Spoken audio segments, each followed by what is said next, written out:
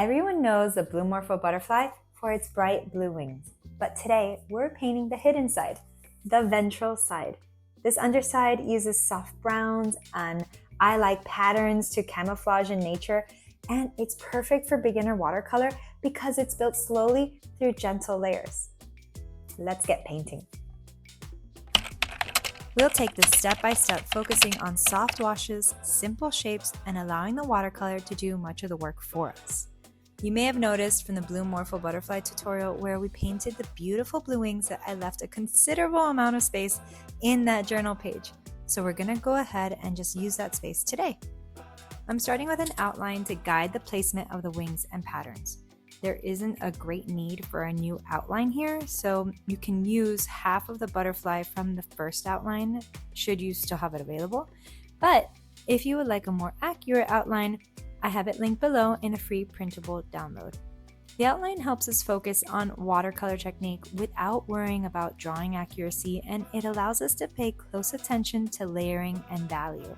So if you haven't yet done so and are drawing and painting alongside me and you'd like to use the outline, go ahead and print it out now. For this painting, I'm using watercolor paper, a medium round brush, clean water, and warm brown tones. You don't need many colors, just a few values of the same tone will create depth and dimension. We'll begin with a very light wash for the background. Let the watercolor spread naturally across the areas around the outline, creating an organic shape around the butterfly. Think of this first layer as a foundation. Using more water than pigment allows the color to stay soft and transparent, which is exactly what we want at this stage. This first layer doesn't need to be perfect. Its purpose is to simply establish a gentle base tone that we can build on, and it allows the subject to stand out. Now we can begin slowly introducing some of the pattern shapes that define the ventral side of the butterfly. These shapes can be approached very simply. Think of them as soft areas of slightly darker value rather than precise outlines. Using a slightly stronger mixture of pigment, begin placing these shapes carefully, allowing the edges to stay soft when possible. These early layers act as guides and will become more defined as we continue layering. As you work, you'll notice that even small changes in values start to bring the whole wing to life. This is the power of layering in watercolor. Each layer adds up in depth, and together they create dimension. If an area becomes too dark, you can gently lift pigment using a clean, damp brush. This allows you to soften edges or create highlights, which adds even more realism to the wing. Continue building the patterns gradually, focusing on balance rather than perfection. The ventral side of the Blue Morpho has an organic, natural appearance, and slight irregularities actually make it look more authentic.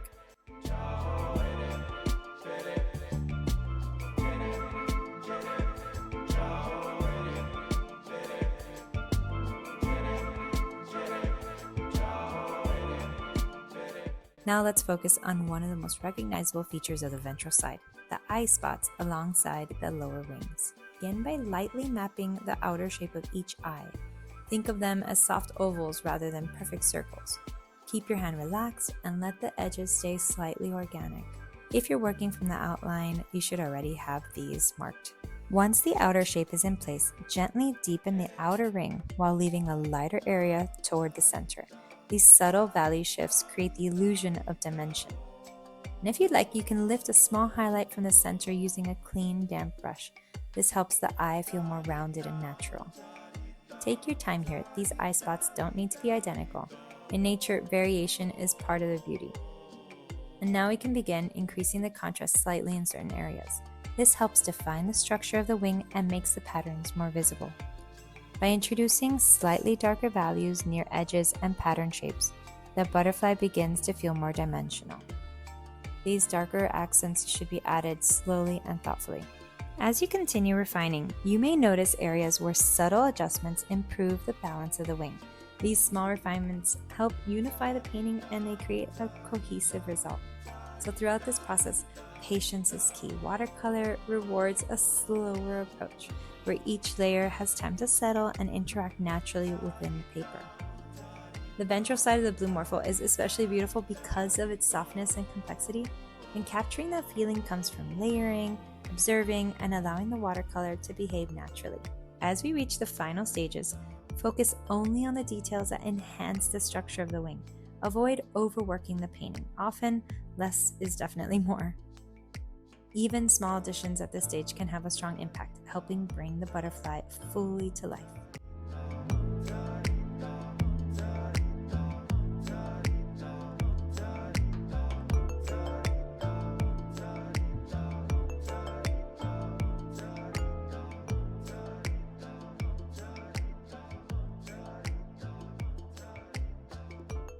Before we finish the underside, I'm going to add just a small hint of black and blue along this upper edge.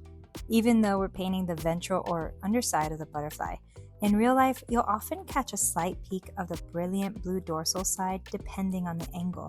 I'm using that same cerulean blue that we layered before, applying it gently within the edge that peeks through so it feels like a glimpse rather than a full wing. It doesn't need to be bold, just a suggestion. Sometimes the smallest details are what make a nature journal page feel more lifelike.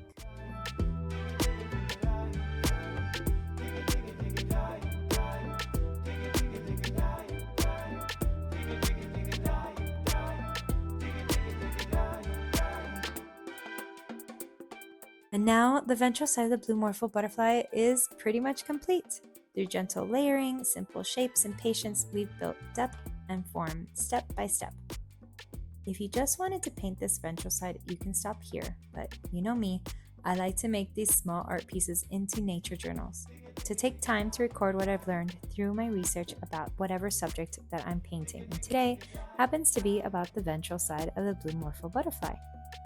In the free download below, along with the outline, is a page with nature notes about this side of the butterfly. Don't be afraid to write on top of, next to, or point to a particular section of the painting with a fine tip pen or fine tip marker. I find ink on top of watercolor almost always enhances the overall effect, and this will take your journal to a whole new level, making you want to revisit it again and again. Watercolor has a unique way of capturing the softness and beauty of nature, and each painting becomes a reflection of both observation and process. I hope this gave you a calm and enjoyable moment to create today. Stay tuned for the next tutorial in the Tropical Watercolor series. See you in the next one!